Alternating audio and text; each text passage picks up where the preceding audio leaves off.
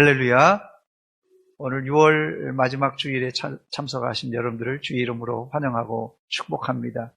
눈 깜짝할 사이에 세월이 지나간다고 그러는데요. 눈 깜짝할 사이에 6개월이 다 지나갔습니다. 비즈니스 위크지가 미국의 비즈니스 위크지라는 잡지가 있는데 거기서 발표한 올해의 50대 기부자 명단이 매년 발표되는데 매년 유대인들이 평균 30% 이상의 사람들이 기부를 한다고 합니다. 유대인은 미국 인구의 2%도 안 되는 미국에서는 소수 민족입니다. 그러나 유대인들은 미국 주류 사회에서 엄청난 역할을 감당하고 있는데 그 배경엔 유대인의 조기 구제 교육이 있습니다. 유대인에게 구제 교육은 대대로 내려오는 전통으로 일종의 습관이고 삶 자체입니다. 사실 우리는 구제를 안 해도 사는데 별 지장이 없어요. 구제를 많이 하면 그거야 좋지만 안 해도 특별히 문제받을 것 없습니다만은 유대인에게 구제는 일종의 습관이고 관습이라서 안 하면은 유대 사회에서는 이상한 취급 받습니다. 유대인들의 구제 습관을 조사하면서 저는 우리 교회가 이번 주에 하는 사랑의 삼계탕 행사가 불현듯 부끄러운 마음이 들었습니다. 우리는 1년에 한 번 나눔 행사를 한다고 떠들썩하게 하는데 유대인들은 습관처럼 구제한다는 말에 고개가 절로 숙여졌습니다. 여러분들은 습관적으로 구제하고 일상 가운데 이웃과 형제를 사랑하는 성도들이 되시길 주의 이름으로 축원합니다. 본문 갈라디아서를 읽어보면 첫 번째 이 갈라디아 성도들은 믿음 안에서 자유인이었지만 다시 종의 멍에를 매려고 했습니다. 우리가 예수 믿는 것은 종이 아니라 자유인이 되기 위함입니다. 그렇습니다. 우리가 예수 믿음으로 마귀의 종, 사탄의 종, 율법의 종에서 하나님 안에서 자유자가 되었습니다. 할렐루야! 예수님은 우리에게 이 자유를 주시기 위해서 친히 저주의 십자가를 지셨습니다. 갈라디아서 3장 13절입니다. 그리스도께서 우리를 위하여 저주를 받은 바 되사 율법의 저주에서 우리를 속량하셨으니 기록된 바 나무에 달린 자마다 어떤 자라고요? 저주 아래에 있는 자라 하셨다고 말합니다. 죄 없으신 예수님이 우리 대신 저주의 십자가를 지심으로 우리가 속량 곧 죄사함을 받았습니다. 우리는 예수님의 엄청난 대가로 자유인이 된 것입니다. 여러분, 자유엔 공짜가 없는 법입니다. 그런데 갈라디아 성도들은 거짓 교사들의 미혹으로 다시 죄의 종, 마귀의 종이 되려고 했습니다. 그래서 바울 사도는 사정없이 갈라디아 성도들을 책망합니다. 갈라디아서 3장 1절입니다. 어리석도다 갈라디아 사람들아, 예수 그리스도께서 십자가에 못 박히신 것이 너희 눈앞에 밝히 보이거늘 누가 너희를 꾀더냐. 예수님이 우리에게 자유를 주시려고 십자가를 지셨는데 너희가 왜 또 종의 멍에를 지려고 하느냐는 것이에요. 갈라디아서 5장 1절입니다. 그리스도께서 우리를 자유롭게 하려고 자유를 주셨으니, 우리에게 자유를 주신 이유는 자유롭게 하려고 자유를 주셨으니, 그러므로 굳건하게 서서 다시는 종의 멍에를 매지 말라고 하셨습니다. 다시 죄 아래, 율법 아래 들어가지 말라는 책망입니다. 이 일의 발단은 갈라디아에 들어온 거짓 교사들이 믿음의 교리를 헷갈리게 만들어서 생긴 일입니다. 거짓 교사들은 여러분들 천국에 가려면 예수도 믿어야 되지만 율법도 지키고 할례도 받아야 천국에 들어갑니다. 이렇게 가르쳤어요. 사실 거짓 교사들의 논리가 사실 합리적이고 설득력이 있는 가르침인 것 같이 보입니다. 그들이 그냥 뭐 이상하게 가르친 게 아니라 굉장히 합리적이고 논리적으로 가르쳤어요. 왜냐하면 성경이 말하는 십자가의 도, 하나님의 은혜의 도인 이 십자가의 도가 미련한 자는 이해할 수 없는 미스테리입니다, 여러분. 이 일에 대하여 바울 사도는 믿음의 조상인 아브라함을 예로 들었습니다. 갈라디아서 3장 6절에 보니까 아브라함이 하나님을 믿음에 그것을 그에게 의로 정하셨다, 그렇게 말합니다. 사실 아브라함 때는 율법이 없었고 율법은 아브라함 사후 500년도 더 지나서 모세가 시내산에서 율법을 받았습니다. 그러므로 우리도 율법을 행함으로가 아니라 믿음으로 아브라함의 자손이 된 것입니다. 우리가 믿음으로 구원받음은 더해도 덜해도 안 되는 중요한 교리입니다. 자, 그렇다면 이제 예수 믿은 사람들에게는, 예수 믿는 자에게는 율법이 필요가 없는 것입니까? 그렇지 않습니다. 예수 믿는 자는 구원받으려고 율법을 행하는 자들이 아니라 하나님의 자녀이기 때문에 하나님의 규칙, 천국의 윤리인 이 율법을 지키는 것입니다. 똑같이 지킨다고 이게 의미가 완전히 다르요.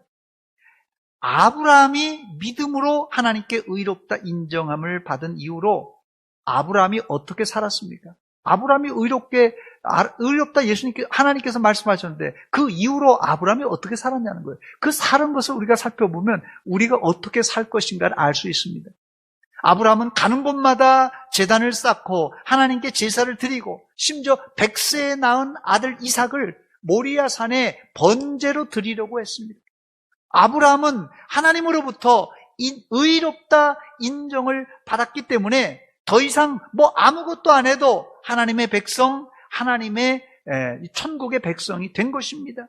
그러나 아브라함은 하나님께 의롭다 인정받은 이후도 사실 실수도 했죠. 아브라함이 완벽한 사람이 아니기 때문에 실수도 했습니다만은 하나님 말씀에 순종하면서 점점점 성숙한 사람이 되었습니다. 좋은 예로 아브라함은 부지 중에 지나가는 나그네를 극진히 접대함으로 천사를 영접하기도 합니다. 아브라함이 구원받으려고 어떤 선한 일을 한 것이 아닙니다. 하나님께 의롭다 인정받고 하나님의 자녀로 세상의 빛과 소금의 역할을 감당하며 산 것입니다. 이것이 믿음과 율법과의 관계입니다.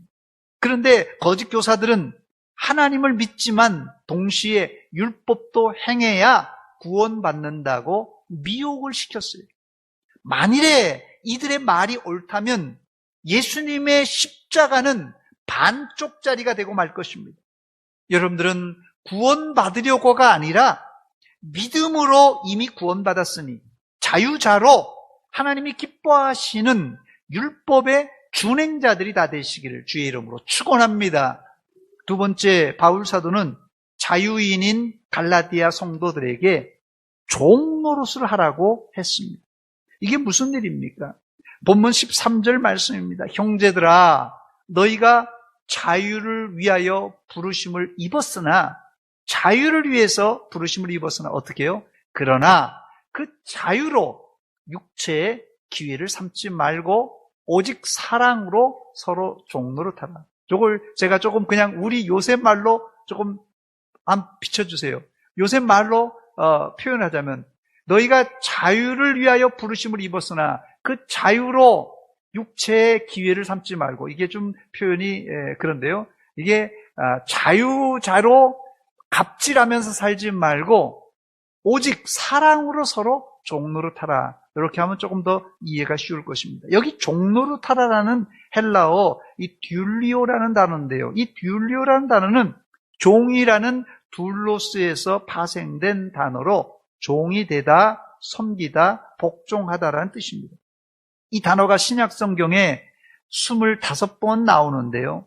마태복음 6장 24절에 제일 먼저 나옵니다. 한 사람이 두 주인을 섬기지 못할 것이니 혹 이를 미워하고 저를 사랑하거나 혹 이를 중히 여기고 저를 경히 여김이라. 너희가 하나님과 재물을 겸하여 섬기지 못하느니라. 여기에 두 번이나 반복해서 섬긴다는 뜻이 부정형으로 나오는데, 한 사람이 하나님과 재물을 동시에 섬길 수 없다라는 뜻입니다. 역설적으로 우리가 자유자가 되는 길은 온전히 하나님만 섬기는 길입니다. 만약에 하나님과 재물을 동시에 섬길 때 우리는 하나님의 자유자가 아니라 물질의 노예가 되고 맙니다. 종이 되어야 자유자가 된다. 여러분, 종이 되어야 자유자가 된다는 논리는 이게 사실상 모순이에요. 그런데 이것이 기독교의 비밀입니다. 마가복음 10장 44절의 말씀 보니까 너희 중에 누구든지 으뜸이 되고자 하는 자는 어떻게 되라고요? 모든 사람의 종이 되어야 하리라 그랬어요. 이 한 구절은 인간 세상의 상식을 완전히 뒤엎는 말입니다. 세상에는 으뜸이 되려면 뭐 남을 밟고서라도 올라가야지 으뜸이 되는 거 아니겠어요? 그러나 예수님은 거꾸로 종이 되라고 하십니다. 그런데 이 논리가 뭔지 아세요? 천국의 질서입니다, 여러분. 천국은 큰 자가 작은 자를 섬기는 구조로 되어 있어요. 마태복음 23장 11절입니다. 너희 중에 큰 자는 너희를 섬기는 자가 되어야 해요. 큰 자는 너희를 섬기는 자라는 것이. 이게 천국입니다, 여러분. 그런데 이런 시스템이 이 땅에서도 잘 작동되는 곳이 있는데 그게 어딘 줄 아십니까? 바로 가정입니다. 가정에서 부모님은 자식에게 기꺼이 종이 되어줍니다. 말이 자식을 키우는 것이지, 여기 자식을 다 키워보셨지 않습니까? 말이 자식을 키우는 것이지 부모는 자식의 종이에요. 이런 착한 종도 세상 천지에 없을 것입니다. 자식을 키운다고 자식에게 대가를 받습니까? 자식에게 칭찬을 받습니까? 해달라는 거 다 해주고도 욕먹는 게 부모예요. 자식이 다 해달라고 그래서 다 해줬더니 고맙다는 소리 안 하고 욕 얻어먹어요. 이게 뭐냐고. 이게 자식입니다. 그런데요, 부모는 욕먹으면서 더 해주고 싶은 게 이게 부모예요. 욕먹으면서도 더 해주고 싶은 게 부모의 마음이에요. 이게 종과 노예가 아니고 뭐겠습니까, 여러분? 부모는 자식의 종이고 노예예요. 그래서 가정은 이 땅에서 천국을 가장 닮은 공동체라고 말하는 것입니다. 그리고 여기에 덧붙여 우리가 속한 교회가 이런 공동체가 되어야 됩니다. 성도들은 누구나 자유인이에요. 우리 모두 다 자유인이지만 서로에게 노예가 되어야 되고, 더 나아가 믿지 않는 사람들에게 나아가서 종이 되어야 됩니다. 솔직히 저는 이 주방에서 봉사하시는 이 권사님들, 집사님들을 볼 때마다 안쓰러울 때가 한두 번이 아닙니다. 뭐 교회에서 월급 주는 것도 아닌데 시간 들여, 물질 들여 아낌없이 섬기는 모습을 볼 때 뭐 권사님들, 집사님들도 완벽하진 않지만 이런 곳이 천국이구나라는 것을 이제 생각해 봅니다. 본문 13절입니다. 형제들아, 너희가 자유를 위하여 부르심을 입었으나 그러나 자유로 육체에 기회를 삼지 말고 갑질하지 말고 오직 사랑으로 서로 종노릇하라. 자유자는 오직 사랑으로 서로 종노릇하는 사람입니다. 역설적으로 사랑으로 종노릇 못하는 사람은 세상과 마귀 사탄의 종이 된 사람이에요. 본문에서 종노릇한다는 말은 인간이 절대자 하나님을 섬기듯이 그렇게 사람들을 섬기라는 말씀입니다. 실제 디모데는 하나님뿐 아니라 믿음의 아버지 바울 사도를 이렇게 섬겼습니다. 빌립보서 2장 22절입니다. 디모데의 연단을 너희가 안 하니 자식이 아버지에게 함같이 나와 함께 복음을 위하여 수고하였느니라. 디모데는 바울을 단순히 선배 목회자로서가 아니라 친아버지처럼 섬겼습니다. 우리도 이렇게 하나님은 물론 이웃을 섬겨야 합니다. 그런데 이런 섬김, 서비스는 아무나 못합니다. 이 서비스업의 대표인 이 장사하는 것, 이 서비스업인 이 장사는 아무나 하는 게 아닙니다. 여러분, 장사 아무나 해서는 다 망합니다. 여러분, 장사. 그 이유는 손님 중에는 별별 사람들이 다 있기 때문에 그래요. 여러분, 요즘 유행하는 신조어 중에 진상 손님이라고 들어보셨나요? 진상 손님. 진상 손님. 제가 사전에 한번 찾아봤어요. 진상 손님이 뭔가. 무례한 말과 태도로 필요 이상의 요구를 하거나 억지를 부리는 손님. 이게 진상 손님이라고 합니다. 이런 손님이 있으면, 이런 손님만 오면 장사 못합니다. 교회도 마찬가지입니다. 교회 안에도 별별 사람들이 다 있습니다. 까다로운 사람, 변덕스러운 사람, 잘 삐지는 사람, 원망 불평하는 사람, 별별 사람이 다 있습니다.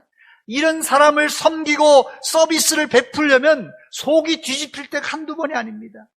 여러분, 그러나 이것을 이겨야 비로소 우리가 하나님의 종인 동시에 사람의 종 노릇을 할 수 있는 것입니다.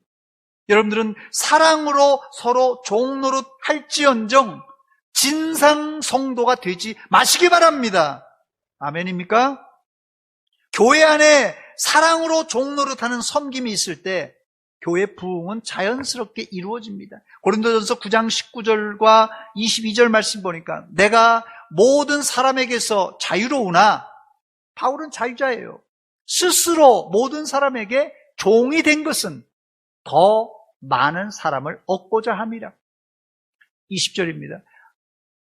22절 보세요. 22절.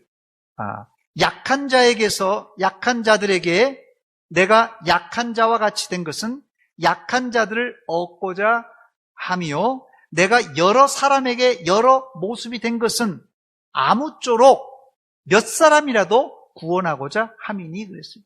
바울 사도는 모든 사람의 종이 되었어요. 왜요? 많은 사람을 구원의 길로 인도하기 위해서 종이 된 것이에요. 우리가 자녀들을 키울 때 자녀의 종, 노예가 되는 이유가 뭡니까? 잘 키우려고 그런 거 아니겠어요?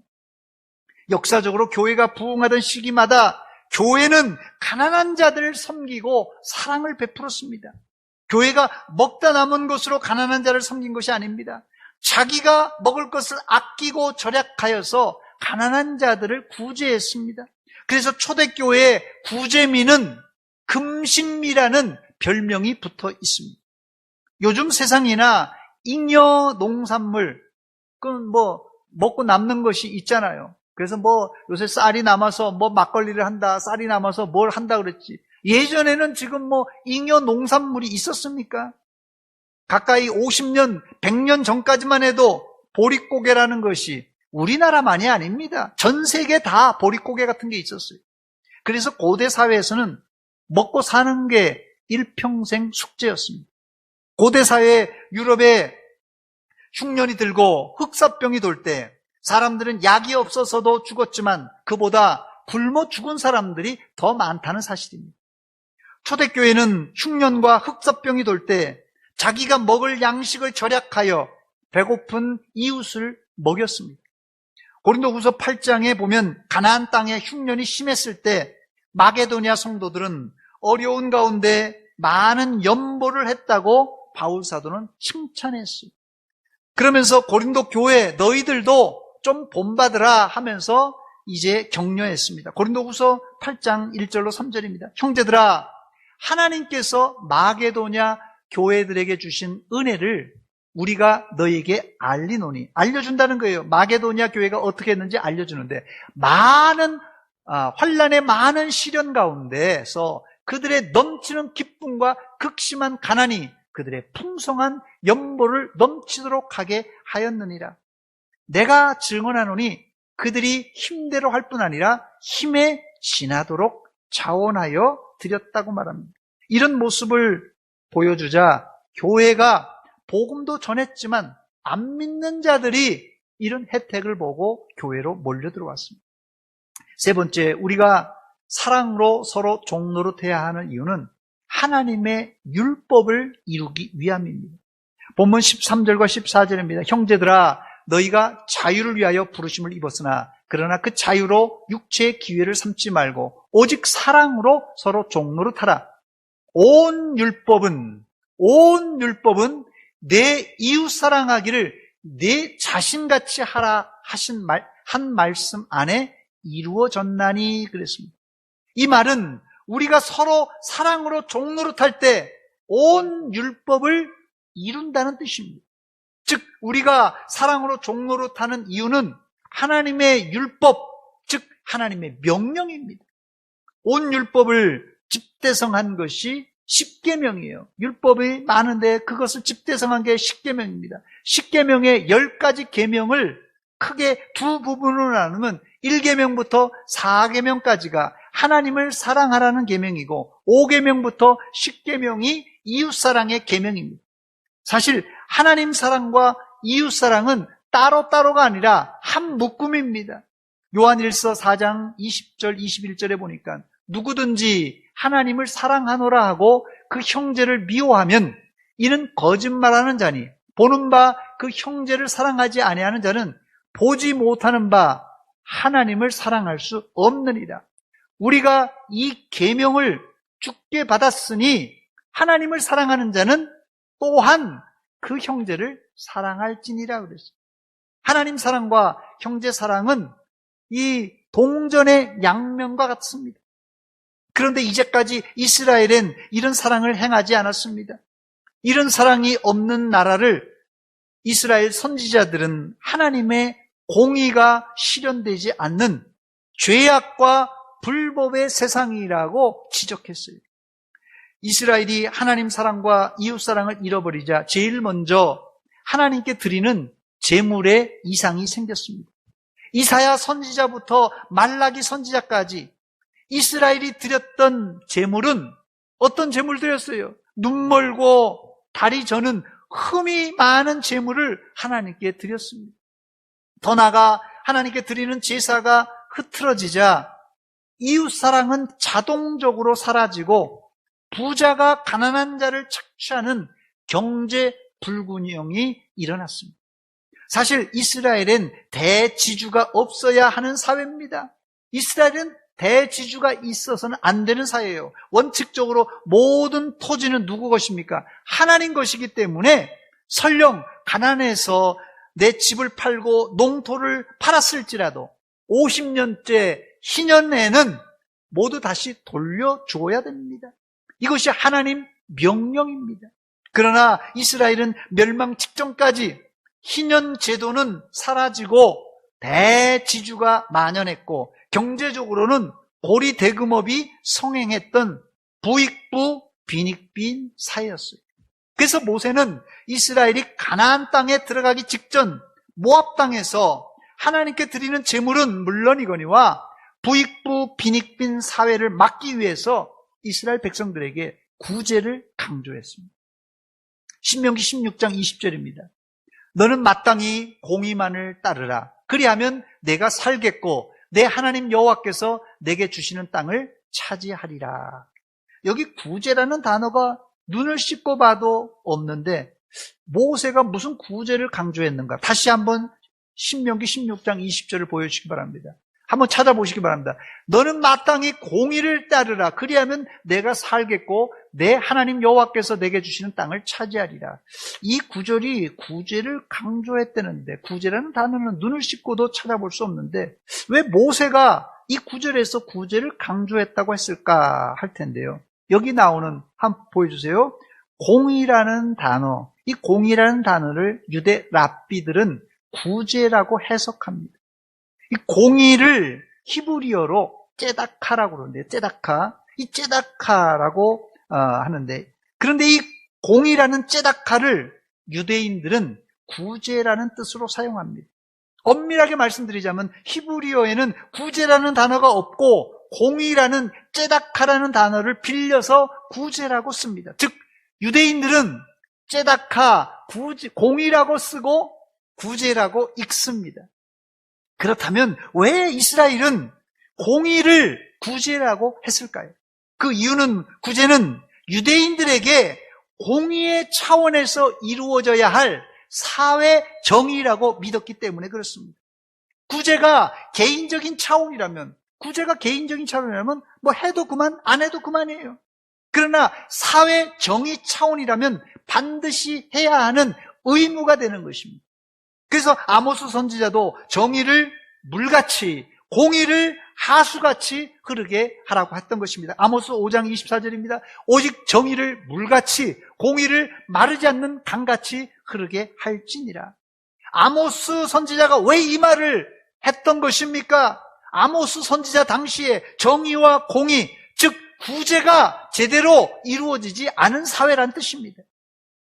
유대인의 전통에 따르면 유대인들은 수입의 10분지 1을 하나님께 드리고 또 10분지 1, 다른 10분지 1은 11조는 구제금으로 썼다고 말합니다.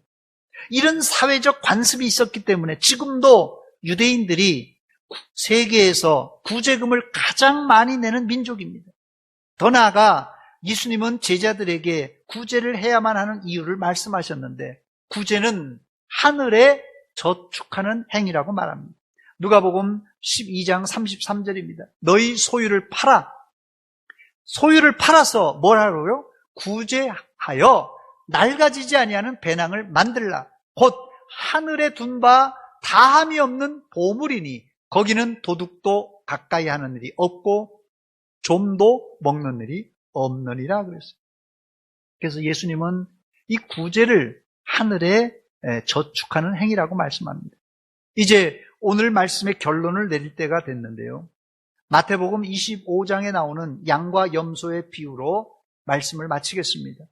심판 때 예수님이 의인에게 하신 말씀이에요. 심판 자리에서 의인들에게, 양들에게 예수님께서 뭐라고 말씀하시냐면 마태복음 25장 35절로 40절입니다. 좀 긴데 제가 천천히 읽어드립니다. 내가 줄일 때 의인들에게 말하는 거죠. 너희가 먹을 것을 주었고 목마를 때 마시게 하였고 나그네 되었을 때 영접하였고 또 헐벗을 때는 옷을 입혔고 병들었을 때는 돌보았고 옥에 갇혔을 때는 와서 보았느니라. 이에 의인들이 대답하여 이르되 뭐라고 합니까? 주여 우리가 어느 때 주께서 줄이신 것을 보고 음식을 대접하였으며 목마르신 것을 보고 마시게 하였나이까? 어느 때 나그네 되신 것을 보고 영접하였으며 헐벗으신 것을 보고 옷 입혔나이까? 어느 때 병드신 것이나 옥에 갇힌 것을 보고 가서 배웠나이까 하리니 뭐라고요? 임금이 대답하여 이르되 내가 진실로 너희에게 이르노니 너희가 여기 형제 중 지극히 작은 자 하나에게 한 것이 곧 내게 한 것이니라 이렇게 말씀하셨어요. 반대로 왼편에 악인들에게 하신 말씀도 나옵니다. 마태복음 25장 45절과 46절입니다. 이에 임금이 대답하여 이르되 내가 진실로 너에게 이르노니 이 지극히 작은 자 하나에게 아니한 것이 곧 누구에게요? 내게 하지 아니한 것이니라 하시니라. 그들은 영벌에 의인들은 영생에 들어가니라 하시니라. 할렐루야. 구제란 무엇이냐? 단순히 남을 돕는 차원이 아니라 유대인에게 하나님의 공의를 실현하는 일이고 구제란 성도들에게는 하나님께 직접 한 일이 된다는 사실입니다. 우리가 독거 노인들이나 이웃에게 삼계탕 한 그릇을 전달하는 일, 뭐 별것 아닙니다만은 이런 선행은 누구에게요? 예수님께 직접 한 일이고 더 나아가서는 하늘나라에다가 보화를 쌓는 그런 일이라는 것입니다. 여러분들은 하나님의 자유자요, 하나님의 자녀들입니다. 이 말은 하늘나라를 물려받을 상속자라는 말입니다. 그런데 왜 쥐꼬리 같은 물질을 죽을 때까지 꼭 쥐고 가려는 것입니까? 천국을 소유하려면 반드시 내가 쥐고 있는 물질을 놓아야 됩니다. 왜냐하면 하나님과 물질을 동시에 줄 수 없기 때문에 그렇습니다. 세상 사람들이 아니라 예수 믿는 사람들도 돈은 죽을 때까지 쥐고 있어야 심지어 자식들에게도 괄시받지 않는다고 말합니다.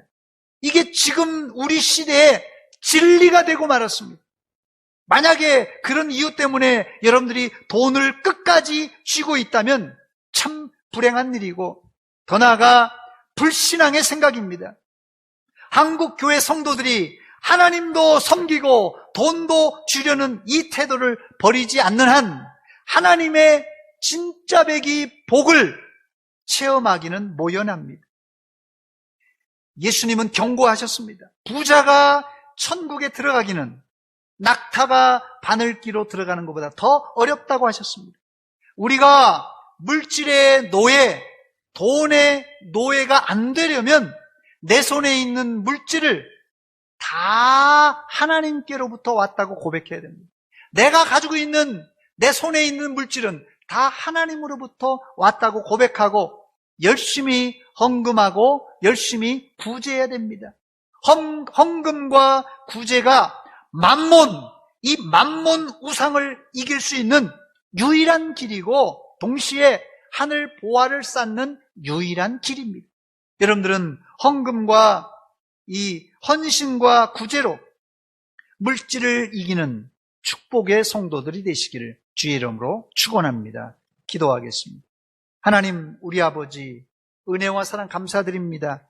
이 아침에 저희들에게 갈라디아 성도들에게 들려주었던 서로 종노릇하라는 이 말씀을 듣고 도전받습니다. 하나님 아버지, 우리가 1등 되려고 했고 우리가 머리만 되려고 했지 섬기는 자로 내려오지 못했습니다. 하나님, 이제 우리의 생각과 가치관을 바꾸어서 이제 섬기는 자의 종노릇을 잘 감당하여서 천국에서 인정받고 천국에서 칭찬받는 믿음의 백성들 다 되게 하여 주시옵소서. 예수님의 이름으로 기도하옵나이다. 아멘.